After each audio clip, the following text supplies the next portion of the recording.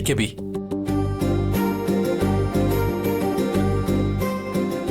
ഞാൻ കാറിക്കൊണ്ടാക്കാം.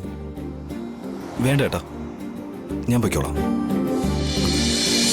ഏട്ടാ,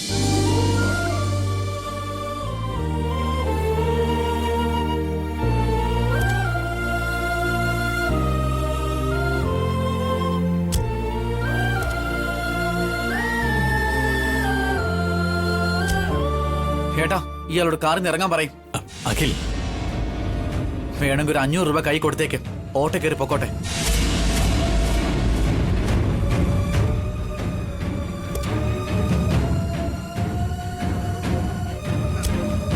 എന്താണ് അഖിൽ ഇങ്ങനെയൊക്കെ സംസാരിക്കുന്നേ? അബി ഇവിടെ ഉണ്ടായിരുന്നുണ്ടല്ലേ? ഈ ബന്ധം ഇങ്ങനെ കുറച്ചു നേരം ഒന്ന് വാടിച്ചു വെക്കേട്ടാ.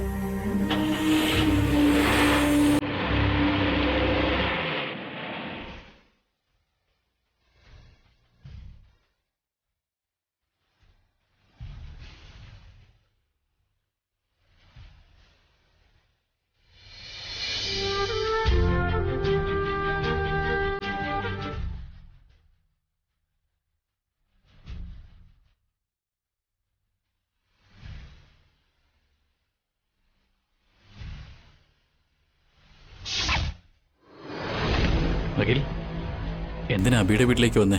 കാവ്യെ നമ്മുടെ വീട്ടിലേക്ക് കൂട്ടിക്കൊണ്ടു പോവാം. അവൾ ഇവിടെ നിൽക്കുന്നത് നല്ലതഖിൽ. ആർ യു മാഡ് ഏട്ടാ? മറ്റന്നാൾ നമ്മുടെ കാവ്യയുടെ എൻഗേജ്മെന്റാ. നമ്മളെക്കാളും വലിയൊരു കോടീശ്വരന് ഏട്ടൻ ബന്ധു ആവാൻ പോവാണ്. കാവ്യ ഇതുപോലൊരു വീട്ടിലെ കഴിയുന്നെന്ന് അറിഞ്ഞാ നമ്മുടെ അഭിമാനം പോവില്ലേ? അത് ആലോചിച്ചാ മതി. വിവാഹം നിശ്ചയിച്ചതിന് അബി കാരണമല്ലേ? അബിയുടെ മേൽ അവർക്ക് ഇത്രയും റെസ്പെക്ട് ഉണ്ടായിരുന്നു. അതുകൊണ്ടല്ലേ കല്യാണത്തിന് സമ്മതിച്ചു തന്നെ. അബിയുടെ വീട്ടില് കാവ്യ നിന്നു കഴിഞ്ഞാ അവരെന്ത് മോശം വിചാരിക്കാനാ? എന്റെ ഏട്ടൻ നിങ്ങൾക്ക് ഇനിയും മനസ്സിലായില്ലേ? അയാൾക്ക് അബിയോടുള്ള ഈ സ്നേഹമൊന്നും അധികകാലം നിൽക്കില്ല. എന്തൊക്കെ ആയാലും അയാൾ നോക്കുന്നത് നമ്മളെ ആയിരിക്കും. നമ്മൾ എന്താണെന്നും നമ്മുടെ സ്വത്തും അന്തസ്സും എന്താണെന്നും ഇതൊക്കെ അവർ നോക്കൂ. അവരുടെ നിലയ്ക്കും വിലയ്ക്കും നമ്മൾ നടക്കണം എന്നുവെച്ചാ കാവ്യ നമ്മുടെ കൂടെ ഉണ്ടാവണം. മനസ്സിലായോ പറഞ്ഞത്? മനസ്സിലായി. പക്ഷേ അബി ഇല്ലാത്ത സമയത്ത് നമ്മൾ വന്നേ. ഇപ്പൊ അബി ഇല്ലാതെ കാവ്യയെ കൊണ്ട് എങ്ങനെ പോവാനാ? ഏട്ടൻ ആരെ കണ്ടിട്ട് എങ്ങനെ പേടിക്കുന്നത്? ഇത് ഭയമാണോ അതോ നാണക്കേട് കൊണ്ടാണോ? ഒന്നും എനിക്ക് മനസ്സിലാവുന്നില്ല. ഏട്ടൻ ഇങ്ങോട്ട് വന്നേ. വാ എന്റെ ഏട്ടാ.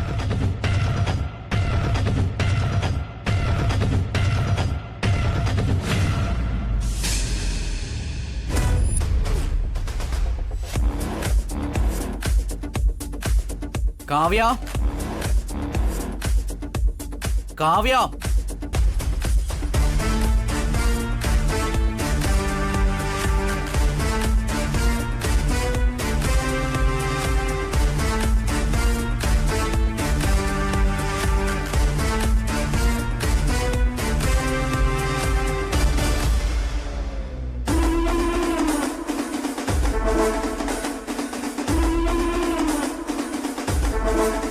വീട്ടിലേക്ക് പോവാം. വന്നേ കാവ്യ.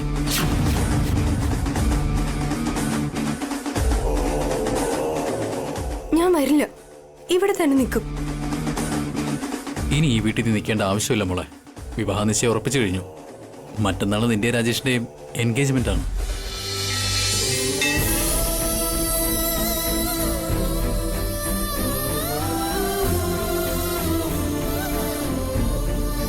സത്യമാണോ പറയുന്ന അച്ഛാ? Thank you so much. I am so happy. ചെറിയമ്മേ, അവര് കല്യാണത്തിന് സമ്മതിച്ചു എന്ന്. നിശ്ചയത്തിനെ പറ്റി സംസാരിച്ചത് ഏട്ടനറിയാമോ ഭാസ്കരേട്ടാ? അറിയാം മോളെ, ഞങ്ങൾ എല്ലാവരും ഒരുമിച്ചുണ്ടായിരുന്നതാ. പക്ഷെ നിങ്ങളെ മാത്രമല്ലേ കണ്ടുള്ളൂ. ഏട്ടൻ നിങ്ങളോടൊപ്പം വന്നില്ലേ? കാറുള്ളവര് കാറിലല്ലേ വരൂ. കാറില്ലാത്തവർക്ക് കാലുകൊണ്ട് നടന്നേ വരാൻ കഴിയൂ.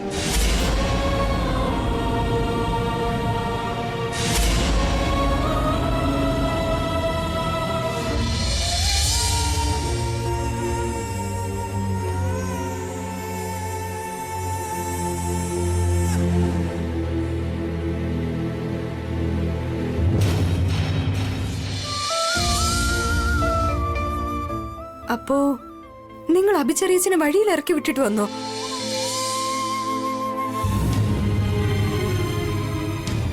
നിന്നെ കരുതിയാ വന്നത്. ഞങ്ങളുടെ കൂടെ വാ, നമുക്ക് വീട്ടിലേക്ക് പോവാം. ഏട്ടനില്ലാതെ കാവ്യ നിങ്ങൾ കൊണ്ടുപോയാൽ എങ്ങനെയാ? അതെ, അഭിചറിച്ച വന്നിട്ട് ഞാൻ നിങ്ങളുടെ ഒപ്പം വരൂ. ആർക്കോ വേണ്ടി ഞങ്ങൾക്ക് ഇവിടെ നിൽക്കാൻ കഴിയില്ല. മര്യാദയ്ക്ക് വന്നോ. പറയേട്ടാ. നമ്മുടെ വീട്ടിലേക്ക് പോവാൻ മോളെ കാവ്യ. വീട്ടിൽ ഒരുപാട് ജോലിയുണ്ട്. എത്ര ജോലി ഉണ്ടെങ്കിലും ശരി, ചെറിയച്ഛൻ വന്നിട്ട് പൊയ്ക്കോന്ന് പറഞ്ഞിട്ട് ഞാൻ വരൂ. മര്യാദയ്ക്ക് പറഞ്ഞാ നിനക്ക് മനസ്സിലാവില്ലല്ലേ? വേഗം ഞങ്ങളുടെ കൂടെ വരാനാ പറഞ്ഞത്, ഇല്ലെങ്കിൽ വലിച്ചെടുത്തോണ്ട് പോകും. കാവ്യ സ്നേഹത്തോടെ ഈ വീട്ടിലേക്ക് കൂട്ടിക്കൊണ്ടുവന്നത് അഖിൽ. നിങ്ങളുടെ നിർബന്ധത്തോടെ ഇവിടെ കൂട്ടിക്കൊണ്ടുപോകാൻ ശ്രമിച്ചാ ഞാൻ സമ്മതിക്കില്ല.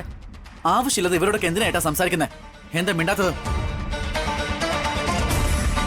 മോളെ വസു, കാവ്യയുടെ എങ്ങനെയെങ്കിലും നീ ഒന്ന് പറ. ഇനിയും കാവ്യ ഇവിടെ നിൽക്കുന്ന അത്ര ശരിയല്ല. എന്തിനാ ഇവരോട് പറയുന്നേ? ഏട്ടൻ പോയി ലഗേജ് എടുത്തോണ്ട് വാ.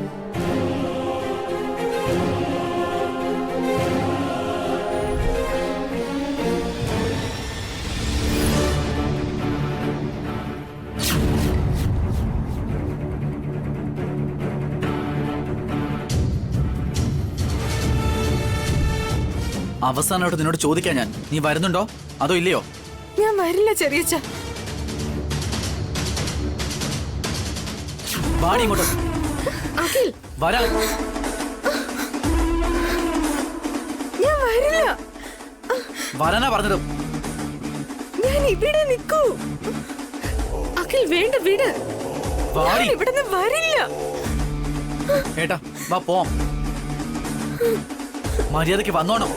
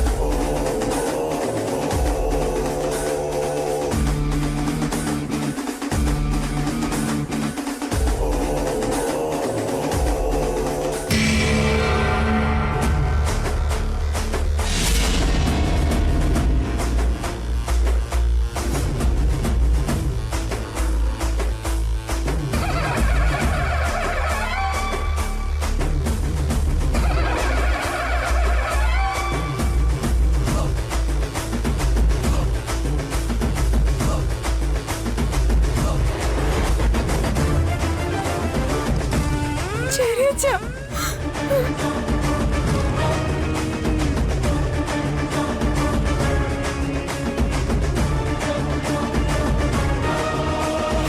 നോക്ക് ചെറിയച്ഛ, ചെറിയച്ഛനില്ലാതെ ഞാൻ ഇവിടെ നിന്ന് വീട്ടിലേക്ക് പോവില്ലെന്ന് പറഞ്ഞപ്പോ അഖിൽ ചെറിയച്ഛൻ ബലം പ്രയോഗിച്ച് എന്നെ കൊണ്ടുപോകാൻ നോക്കുക.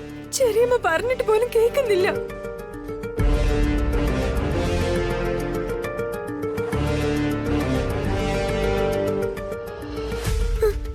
കരയാതിരിക്കും മോളെ. എല്ലാ പ്രശ്നങ്ങളും സോൾവായി.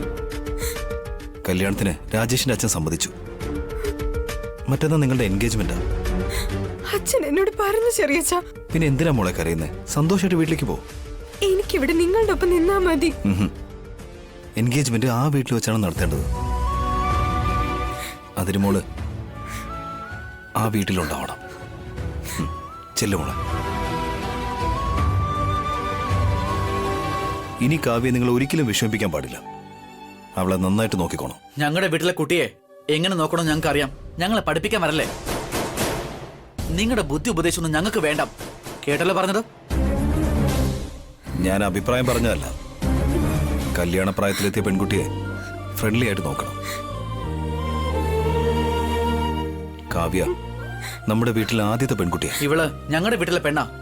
ഇവളെ എങ്ങനെ നോക്കണമെന്ന് ഞങ്ങൾക്ക് നന്നായി അറിയാം. നിങ്ങളുടെ വീട്ടിലെ പെമ്പിള്ളാരെ നന്നായിട്ട് നോക്കിയാ മതി.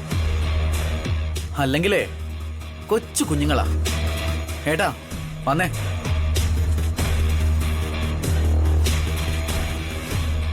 കരയാതിരിക്കും മോളെ. ധൈര്യമായിട്ടിരിക്കുക. ചെല്. ഞാൻ പോട്ടെ ചെറിയച്ഛ. ചെല്.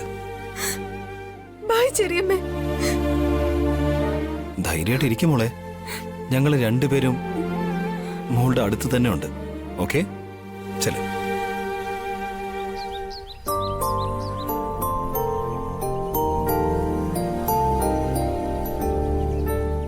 ഈ നിശ്ചയം ഏട്ടൻ പറഞ്ഞുറപ്പിച്ചതാണോ അതോ അവരുറപ്പിച്ചതാണോ?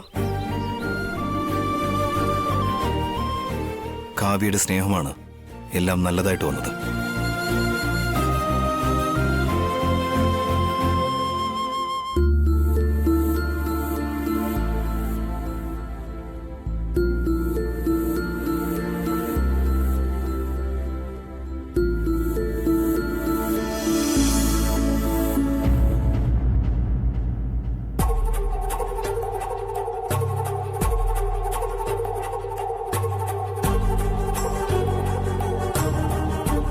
ഒരുത്തനാണെങ്കിൽ സംസാരിക്കാൻ അറിയാത്തവൻ, മറ്റൊരുത്തൻ വാ തുറന്ന വഴക്കിൽ അവസാനിപ്പിക്കും. രണ്ടുപേരും കണക്കാ. ഈ കല്യാണം കൊളാക്കുവോ എന്തോ. എന്റെ പേടി അത് തന്നെ ഏട്ടതി. പോയതിനു ശേഷം ഒരു ഫോൺ പോലും ചെയ്തില്ല. അബിയും കൂടെ കൊണ്ടുപോകാൻ പറഞ്ഞിട്ട് ഇവര് കേട്ടില്ല. അവിടെ ഇനി എന്ത് സംഭവിച്ചു കാണുമോ എന്തോ.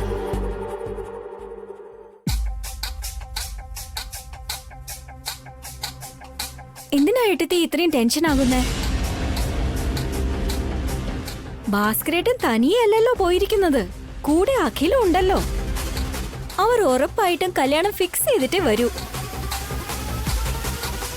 അഖില് പോയെന്നും പറഞ്ഞ് അവരെന്ത് ചെയ്യാൻ പറ്റുന്ന? അവൻ ഈ വക കാര്യങ്ങളൊന്നും അറിയില്ല. ആന്റി അഖിലിനെ അണ്ടർ എസ്റ്റിമേറ്റ് ചെയ്യുകയാണ്. അഖിൽ വളരെ ജീനിയസ് ആണ്. അയ്യോ, അഖിൽ ബുദ്ധിശാലി ആയതുകൊണ്ടാ ഞാൻ അവനെ കല്യാണം കഴിച്ചേ. അബിയേക്കാളും അഖില് ബുദ്ധിശാലിയൊന്നും അല്ല കാർത്തികേ. ഭാസ്കരേട്ടന്റെ ബുദ്ധിയെക്കുറിച്ച് ഏട്ടത്തിക്ക് വിശ്വാസം ഇല്ലായിരിക്കാം, പക്ഷെ എനിക്ക് എന്റെ അഖിലിനെ കുറിച്ച് നല്ല വിശ്വാസമാണ്. കാർത്തികേ, എന്താ പറയുന്നേന്ന് വല്ല അറിവുണ്ടോ നിനക്ക്? അവന്റെ മേൽ നിനക്ക് വിശ്വാസം ഉണ്ടായിരിക്കാം, പക്ഷേ ഞങ്ങൾക്കും അത് വേണമല്ലോ.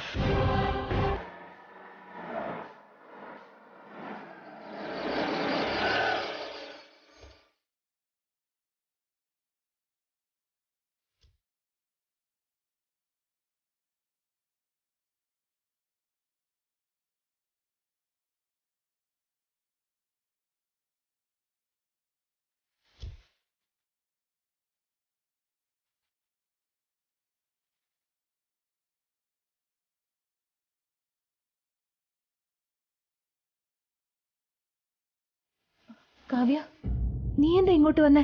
അച്ഛനും ചെറിയച്ഛനും കൂടെ എന്നെ ബലം പ്രയോഗിച്ച് ഇങ്ങോട്ട് കൂട്ടിക്കൊണ്ടുവന്നമ്മേ. എന്താ ഭാസ്കർ ഇങ്ങനെ? എന്തു പറ്റി? മറ്റന്നാൾ ഇവളുടെ വിവാഹ നിശ്ചയം നടക്കാൻ പോവാ. ഇനിയും എന്തിനാ അവിടെ നിൽക്കുന്നേ?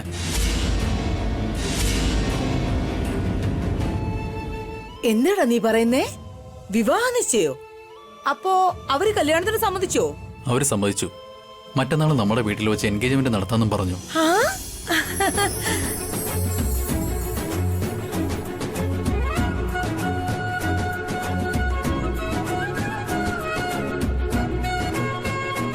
ഇപ്പൊ എന്തു പറയുന്നു? ഇപ്പൊ അല്ലേ ഇവരുടെ ബുദ്ധിയെക്കുറിച്ച് സംശയിക്കുകയും അപമാനിക്കുകയും ചെയ്തത്.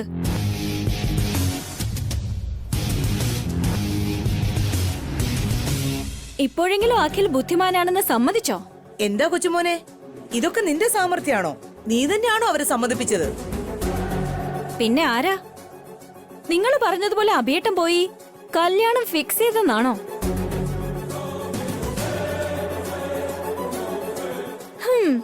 ഇപ്പോഴാണ് ആരോ അഖിലിനേക്കാളും ബുദ്ധിമാൻ അഭിയേട്ടനാണെന്ന് പറഞ്ഞത്. ഇപ്പൊ എന്ത് പറയുന്നു?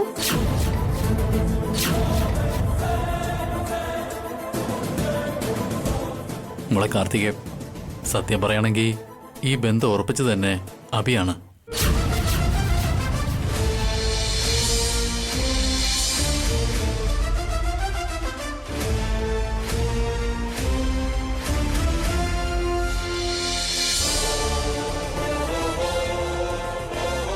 അഭി ഇവിടെ വന്നില്ലായിരുന്നെങ്കിൽ ഈ നിശ്ചയം ഉറപ്പിക്കാൻ കഴിയില്ലായിരുന്നു. കാവ്യയുടെ ജീവിതം രക്ഷപ്പെടുത്തിയത് അഭിയാണ്.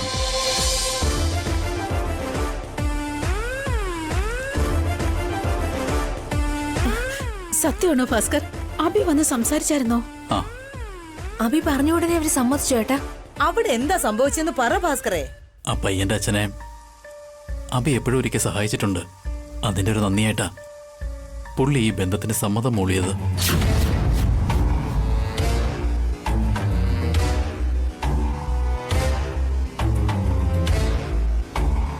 എന്റെ കാലിന്റെ അടി കിടക്കാൻ പോലും യോഗ്യതയില്ലാത്ത നിങ്ങളുമായിട്ട് എനിക്കൊരു ബന്ധവും വേണ്ട.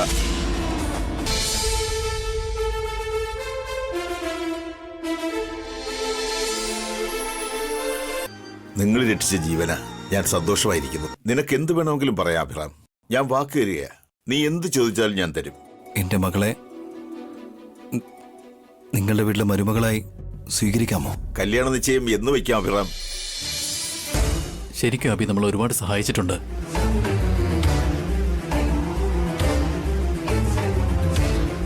അഭിക്ക് സഹായം ചെയ്യാൻ മാത്രമേ അറിയത്തുള്ളടാ. നിങ്ങളെപ്പോലെ ചതിക്കാൻ അവൻ അറിയില്ല.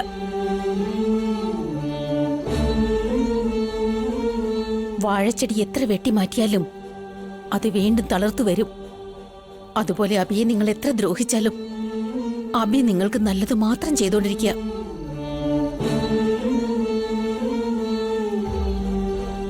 അഭി ശരിക്കും ഒരു ദൈവമാ. ഒന്ന് നിർത്തമ്മേ. അവൻ ദൈവം, ഞങ്ങളെന്താ പിശാചുക്കളാ?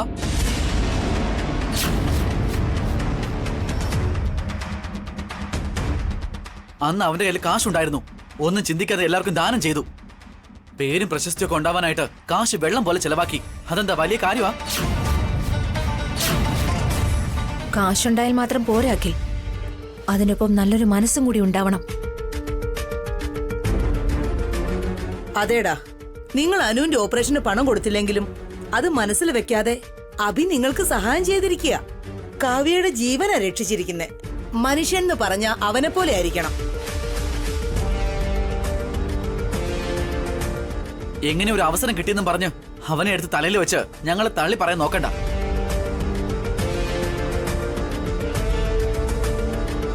എത്രയും വേഗം അവനെക്കാളും പേരും പ്രശസ്തി ഞങ്ങൾ നേടും. അവനെക്കാളും സമ്പത്ത് കൂടുതൽ ഇപ്പൊ ഞങ്ങൾക്കാ ഉള്ളത്. കർണനേക്കാൾ ദുര്യോധന സമ്പത്ത് കൂടുതലുണ്ടായിരുന്നത്. പക്ഷേ ധർമ്മം ചെയ്യുന്നതിൽ കർണനെ ദുര്യോധനന് തോൽപ്പിക്കാൻ കഴിഞ്ഞില്ല. നിങ്ങൾക്കുള്ളത് അഹങ്കാരമാണെങ്കിൽ അഭിയുടേത് സ്നേഹം മാത്രമാണ്. അഭി എവിടെയായിരുന്നാലും ഒരു രാജാവായിരിക്കും.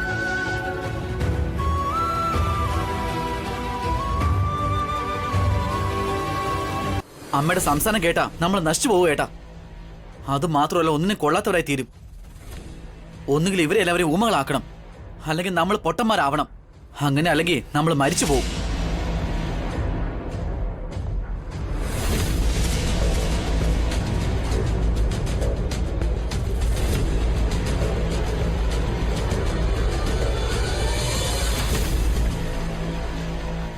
അത് വിടുമോളെ.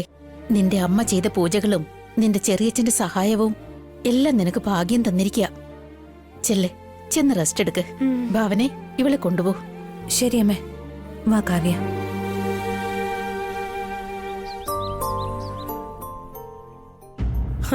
അവസാനം എന്റെ കൺമുമ്പിൽ കളിച്ചു വളർന്ന ഇവക്ക് പോലും കല്യാണമായി. ഇനി എന്റെ രണ്ടാം കല്യാണം എപ്പോ നടക്കുവോ എന്തോ.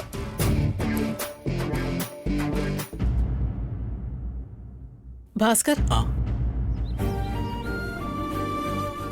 ഞാനൊരു കാര്യം പറഞ്ഞാ നീ കേക്കോ?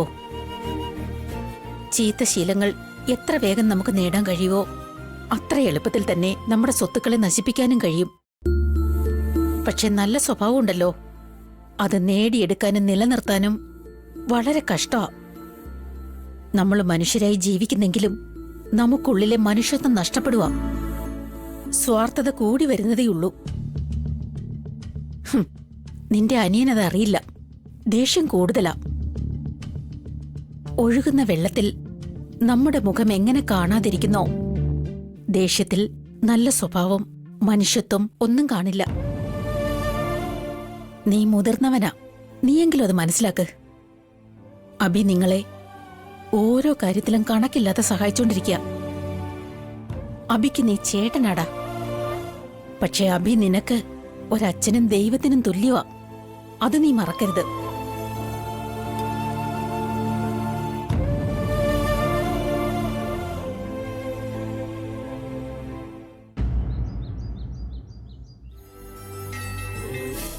എന്താ ചേച്ചി പറയുന്നേ? എന്റെ ഏട്ടനാണോ ഈ കല്യാണം നിശ്ചയിച്ചുറപ്പിച്ചത്? അതെ വസു, അഭി കാരണമാണ് ഈ കല്യാണം ഉറപ്പിച്ചത്. അഭി നിന്നോടൊന്നും പറഞ്ഞില്ലേ? ദാനം കൊടുത്തതും ചെയ്ത സഹായത്തെ പറ്റിയും ഏട്ടൻ സാധാരണ പറയാറില്ലല്ലോ ചേച്ചി. അത് സത്യമാണ് വസു. അബിക്ക് അങ്ങനെ പുകഴ്ത്തുന്നതൊന്നും ഇഷ്ടമല്ല. അബി ഞങ്ങൾക്ക് എന്തുമാത്രം സഹായം ചെയ്തു എന്ന് നിനക്കറിയില്ല. ഈ കല്യാണം ഉറപ്പിച്ചില്ലായിരുന്നെങ്കിൽ കാവ്യ ചിലപ്പോൾ ജീവനോടെ ഉണ്ടാവില്ലായിരുന്നു. അബി അവളുടെ ജീവനെ രക്ഷിച്ചിരിക്കുന്ന ഒരുപാട്